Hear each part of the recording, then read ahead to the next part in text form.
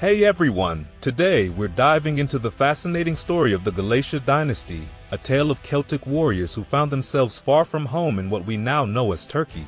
Picture this, it's around 278 BCE, and a group of Celtic Gauls, fierce and battle-hardened, have just settled in a region called Galatia in north-central Anatolia. But how did they get there, and what made them stay? Let's start from the beginning. These Celts didn't just stumble upon Galatia. They were actually invited by a king named Nicomedes I of Bithynia, who needed help in a power struggle with his brother. Nicomedes knew these Celts were no joke, tough warriors who could turn the tide in his favor. So, he made them an offer: help me win, and I'll give you a place to call home. The Celts jumped at the chance, defeated Nicomedes' brother, and secured the throne for their new ally. But here's the catch. Once the dust settled, Nicomedes didn't really want these unpredictable warriors hanging around his kingdom anymore. So he came up with a clever plan. He offered them land in a region just outside his borders, a place where they could do their own thing. The land wasn't even his to give, it was Phrygian territory. But Nicomedes figured, that's their problem, not mine. And just like that, the Celts moved in, pushed out the locals, and made Galatia their own.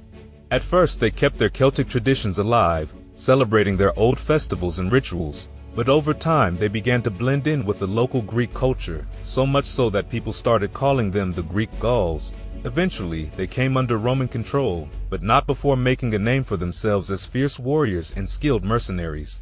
And the story of the Galatians takes another interesting turn with the rise of Adelius I, a key figure who refused to bow to the demands of these fierce Celtic tribes. Now, let's rewind a bit. After settling in Galatia, the Celtic tribes didn't exactly embrace the quiet life. Instead, they continued to make a living as mercenaries and raiders, causing headaches for the neighboring city of Pergamon. This city had a rich history, having once been under the control of Lysimachus, one of Alexander the Great's successors. After Lysimachus' death, his commander Philotaris took charge of Pergamon and used a hidden treasure to transform it into a thriving city. However, despite fortifying Pergamon, the Celts kept harassing the area, targeting trade routes and even threatening the city itself. When Eumenes I took over from Philotaris, he tried to manage the situation by hiring the Celts as mercenaries.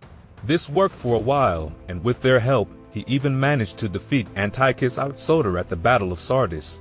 But once the fighting stopped, the Celts found themselves out of work and went back to their old ways of raiding, forcing Eumenes to pay them protection money just to keep them at bay. Then came Adelius I, Eumenes' successor, who was not about to let the Celts push him around. In 232 BCE, he decided to put an end to these payments and took the fight directly to the Celts. Adelius I successfully drove them back to Galatia and, in a bold move, even repelled a larger Celtic force that tried to march on Pergamon a couple of years later. To commemorate these victories, Adelius I erected monuments and statues celebrating his triumph over the Celts, including the famous Dying Gaul statue. These works were not just art, they were statements, telling the world that Pergamon was not to be trifled with. But Adelius wasn't just about war. He also officially recognized the region of the Celts as Gallo-Graecia, giving them a measure of autonomy and encouraging them to form their own kingdom. Now, within Galatia, the three Celtic tribes, still fiercely independent, divided the region among themselves, each setting up their own small kingdoms. They were governed by a unique system that combined elements of both Celtic and Phrygian traditions. Each tribe's territory was split into cantons, with a leader, known as a tetrarch, at the top. Under him were judges and military leaders who ensured that the laws, which were said to be inspired by the gods, were followed. These laws were overseen by a council of 300 delegates from all three tribes, who gathered at a sacred site called the Drunematin. This place wasn't just any meeting spot. It was a holy ground, surrounded by ancient oaks, where they believed the gods themselves had a say in their affairs. The influence of religion was strong in Galatia, with the nearby city of Pessinus playing a key role as a religious center, even though it wasn't directly under Celtic control. The Galatians worshipped the mother goddess Cybele, whom they associated with law, order, and protection, and it's believed they made frequent pilgrimages to Pessinus to seek her guidance. And the Galatians' journey took a new turn as they gradually integrated with the cultures around them, blending in with Syrian, Greek, and Phrygian customs. Yet, despite this assimilation, they held on to their roots as fierce warriors, continuing their long-standing tradition of serving as mercenaries.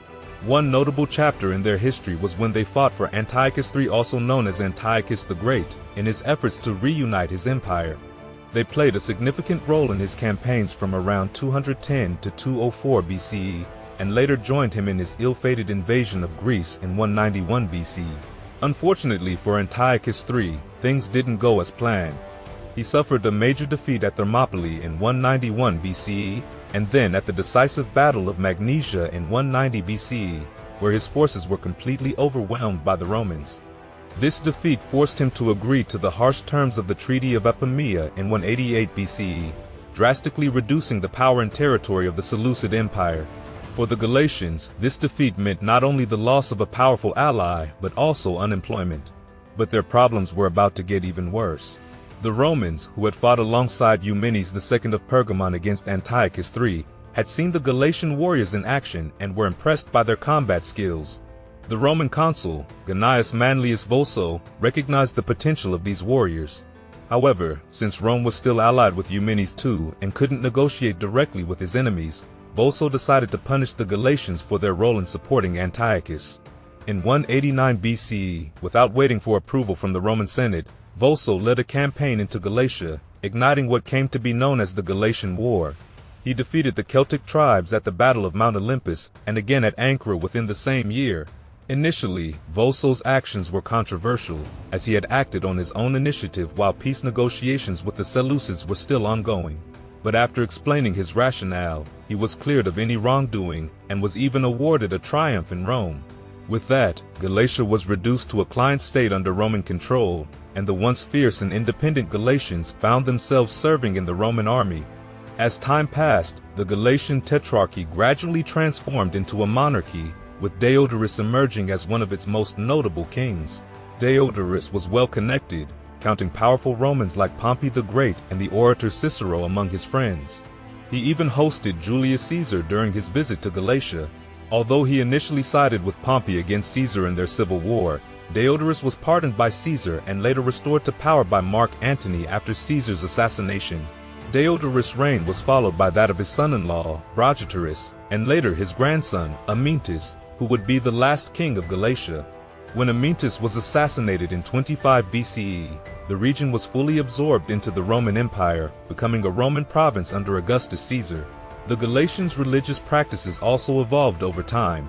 They initially adopted the worship of the Phrygian sky god Sabazios, a powerful war god depicted as a horseman trampling the world serpent, symbolizing chaos.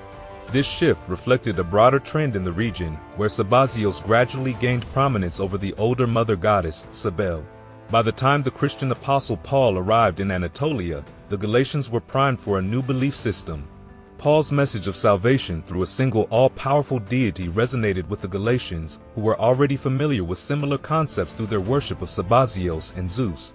In his letter to the Galatians, Paul cleverly appealed to their deep-rooted love of freedom and independence. He contrasted the spiritual freedom offered by Christianity with the bondage of pursuing worldly pleasures, directly addressing behaviors that had long been associated with the Galatians, such as jealousy, drunkenness, and idolatry.